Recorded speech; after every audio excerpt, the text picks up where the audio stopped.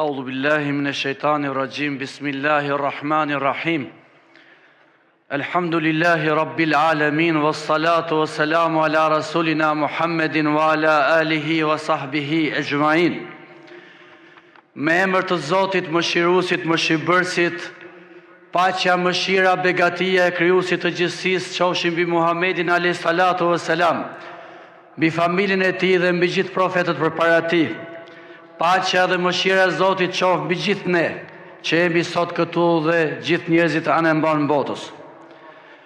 Të nderuar besimtarë, vëllezër dhe motra, në këtë mëngjes të bekuar të Fitr Bajramit, zemrat tona janë të mbushura me falënderim dhe mirënjohje ndaj Allahut të madhëruar, i cili na dha mundësinë të përjetojmë edhe një herë muajin e shenjtë të Ramazanit dhe të arrijmë këtë ditë gëzimi e bekimi. Pas ditëve të agjerimit, netëve të lutjes dhe përpjekjes për ta përmirësuar veten tonë, sot qëndrojmë para Zotit me shpresën se ai e ka pranuar agjerimin tonë, lutjet tona dhe çdo vepër të mirë që kemi bërë gjatë këtij muaji të begat. Të nderuar vëllezër dhe motra, Allahu i madhruar në Kuranin Fisnik na kujton qëllimin e këtij adhurimi kur thot: O ju që besuat, ju është bërë obligim agjerimi ashtu siç u ishte bërë obligim atyre para jush, që të bëheni të devotshëm. Pra, Ramazani nuk ishte vetëm një ndalim nga ushqimi dhe pija, por një shkollë e madhe shpirtërore për zemrat tona. Ai ishte një udhtim drejt devotshmërisë, drejt pastrimit dhe shpirtit, drejt forcimit të lidhjes son me Krijuesin e gjithësisë. Gjatë këtij muaji ne u përpoqëm të kontrollojmë veten tonë, të ruajmë gjuhën nga fjala e keqe, zemrën nga urrëtia dhe veprat nga padrejtësia. I dërguari Allahut Muhamedi alayhis salatu wassalam, paqja e Zotit qoftë mbi të, na ka mësuar se agjerimi nuk është vetëm largim nga ushqimi dhe pija, por edhe largim nga çdo fjalë e vepër që e largon njeriu nga Zoti. Ai na kujton se kush nuk largohet nga padrejtësia dhe nga fjala e keqe, Allahu nuk ka nevojë për urinë dhe etjen e tij. Të dashur vëllezër dhe motra, prandaj Ramazani ishte një kohë reflektimi, sakrifice dhe për ulësie. Ai na mësoi se uria dhe etja nuk janë vetëm një provë fizike, por një kujtesë e fortë për të ndjerë dhimbjen e atyre që jetojnë çdo ditë në vështirësi. Ramazani na mësoi se zemra e besimtarit bëhet më e fortë kur ndan me të tjerët, kur fal dhe kur shtrin dorën për të ndihmuar atë që ka nevojë. Fitr Bajrami është dita kur gëzimi takohet me mirënjohjen, është dita kur familjet bashkohen, kur miqt takohen dhe kur zemrat hapen për falje e mirësi. Por kjo festë nuk është vetëm një moment gëzimi, ajo është edhe një thirrje për përgjegjësi, sepse besimi vërtet nuk matet vetëm me lutjet tona, por edhe me veprimet tona në shoqëri dhe në marrëdhënie me njerëzit. Islami na mëson se më i miri për njerëzve është ai që bën dobi të tjerëve, thot pejgamberi sallallahu alaihi wasallam, khairun nas anfahum lin nas. Prandaj edhe sadaka e fitrit, që duhet dhënë para se me fal namazin e Bajramit,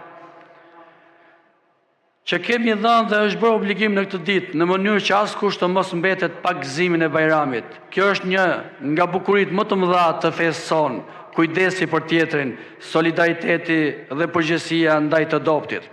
Të dashur vëllezër dhe motra, sot, ndërsa ne festojmë këtë ditë të bekuar, nuk mund të mos mendojmë për botën rreth nesh. Në shumë vende të globit, në lindjen e mesme, njerëzit e presin Bajramin në rrethana të vështira, konflikti dhe lufte. Konfliktet, luftrat dhe padrejtësitë vazhdojnë të marrin jetë njerëzish të pafajshëm. Ka familje që sot nuk e ndjejnë gëzimin e kësaj lutje, e kësaj dite, por dhimbjen e humbjes dhe pasigurinë e së nesërmes. Në këtë ditë të bekuar, lutjet tona shkojnë për të gjithë ata që vuajnë, për fëmijët që rriten mes frikës dhe zhurmës së luftës, për nënat që presin me ankth një lajm për bijtë e tyre dhe për popujt që kërkojnë paqe dhe drejtësi. Mesazhi i fesë islame është i qartë. Islami është fe e paqes, e mëshirës dhe e drejtësisë dhe e solidaritetit. Allahu në Kur'an e përshkruan të dërguarin e tij mëshirë për botët, për tërë botët. Wa ma arsalnaka illa rahmatan lil alamin. Dhe nuk ka diçka tjetër ndryshe përveç kësaj. Kjo do të thotë se besimtari është thirrur të jetë burim paqeje, mëshire dhe drejtësie kudo dhe ku ndodhet. Bota sot ka nevojë për më shumë drejtësi, për më shumë mirëkuptim dhe për më shumë paqe dhe vëllazëri njerëzore. Dhe kjo paqe fillon nga zemra e njeriut, nga familja, nga komuniteti ku ne jetojmë.